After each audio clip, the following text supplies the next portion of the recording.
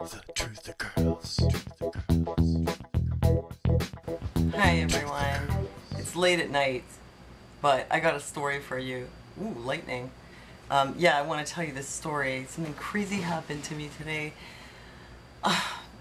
Somebody took me and my family for homeless people and called the police.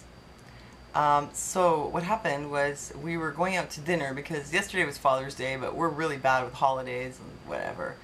We don't really do much for holidays.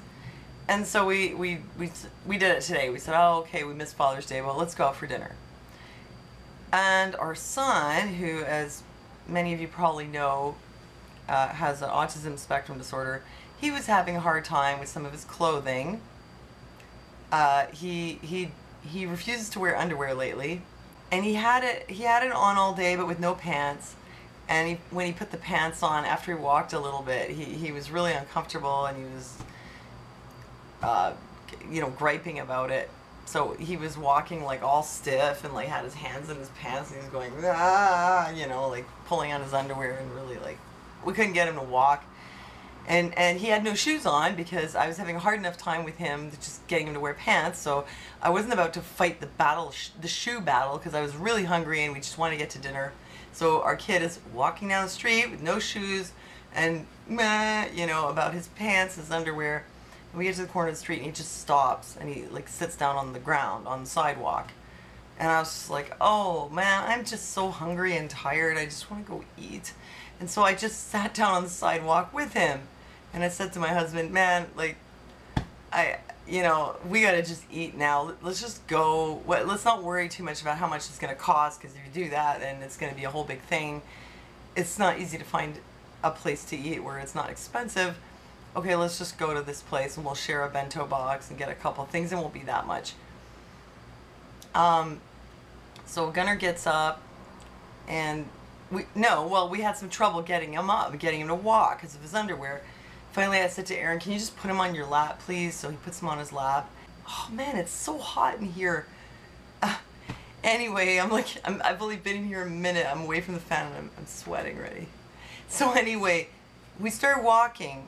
I see this cop, like he's walking towards us. And I'm like, what?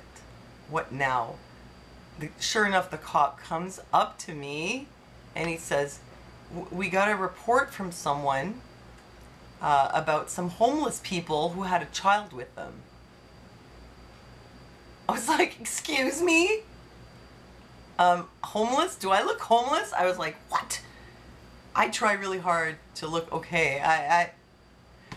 I don't wear dirty clothes. I don't think I look like I'm on drugs. I was like, what is it? Is it my hair? Is it because it's black? Like, that's not that weird. And I was like, it's the shirt. Because, like, I'm wearing Anita's shirt.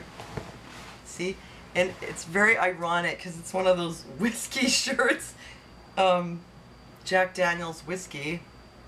Which I don't even drink. As a matter of fact, I don't drink alcohol. Except for, like, maybe a little bit of beer or a little bit of wine. A little bit of wine, you know what I mean? I don't drink though. I mean, I'm a teetotaler. Like occasionally a tiny bit, but really like nothing, a few times a year. So, but it's so hot. So this is really not my style. It's like an ad for whiskey, but I bought it for Anita, and it is kind of a cool shirt. Like, it's really great when it's hot. It's nice and loose. It's got no sleeves. So I'm out wearing the whiskey shirt, sitting on the sidewalk. Yeah, so the cop says, yeah, some homeless people. And I was like, oh, at first I was like, what do you mean homeless people? What? Is it my shirt? I'm like, what? Do I look like an alkie? And then I thought, oh, I know what it is. It's because we were sitting on the ground, and my husband, who wheels his chair, his hands are always dirty, and it was in his face. He looks like a chimney sweep. So somehow some concerned citizen took us for homeless people. Like, we're homeless people sitting just camping out on the sidewalk with our poor barefoot child. But gotta do something about that. So they called the police. I said to the cop, oh, I know what it is. I told him our son has an autism spectrum disorder. He's having trouble with his underwear. He's not comfortable. Oh yeah, because the cop said, well, because your child is barefoot. Because I asked them, like, well, what did they tell you? And they're like, well, the child was barefoot and blah, blah, blah. You're sitting on the sidewalk and stuff. And I said, well, because he has an ASD, and he's having trouble with his pants, and so he doesn't want to wear shoes, and we can't get him to walk. And so I sat down on the sidewalk with him while we figure out what we're going to do about the situation of getting us fed, because we want to go out for Father's Day. And when I said that, I was like, I said to the cop, I kind of figured that this would happen sooner or later, because sometimes my son's behavior in public makes me look like I must be a really bad mother, because he's totally out of control, he's misbehaving, runs up and down like a jackrabbit. I didn't say all that to the cop, but I just said, I kind of figured like eventually something like that could happen, because it makes it look like I must be a terrible parent to have a child who behaves like that, because he doesn't have like, like the hand flapping, or like, he looks normal, like if you looked at him, you wouldn't see him like doing something like that. You take one look and you'd be like, oh, the child's autistic. You just look at him and you think he was a brat, basically, or just like, I'm a really bad mom and he gets away with murder. And you know what the cop said? It's like, as soon as I said that, he was like, oh, he understood.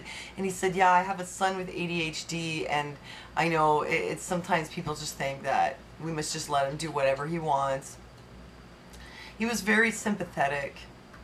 It was really cool. I mean, that part, I was just like, oh, thank you, Lord, that if it had to happen, that we had, that somebody calls the authorities on us for doing nothing, that we get this nice cop who has a kid with special needs, who is so understanding.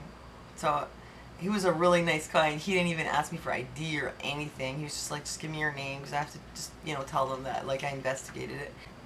That was cool. But I was kind of shocked that somebody thought that I was homeless. Like, what? Okay, so you guys tell me, do I look like a homeless person? Like, even with this shirt? But the thing is also, if you see people in public with a child that's, acting like really misbehaving, don't right away assume that they're a bad parent. Because maybe they're a really good parent, and if they weren't such a great parent, their kid would be acting a lot worse. Even though my son is like a bit of a wild man, he's a really good kid. He's completely like devoid of malice. He's a nice, caring, sweet kid. And he's, he's respectful too. Like, he says please and thank you and all that. But he's just wild, It's just, I'm thinking he's gonna have to grow out of it. I mean, he's 9 now, and I'll go shopping with him, and he'll like pitch his whole body into the shopping cart. It's not like I didn't tell him. I tell him, I even threaten him, I'm going to take away your iPad applications or whatever. But he's still, like, he feels compelled to do these things. So it's one thing after the other sometimes, like when he's hungry or he's tired or he's excited. So you see that? Don't assume that we're bad parents. And that's it. And the cop just left, and he was like, okay, it's cool. Have a good dinner. So that's my story. So thanks for listening to me, and I'll see you next time.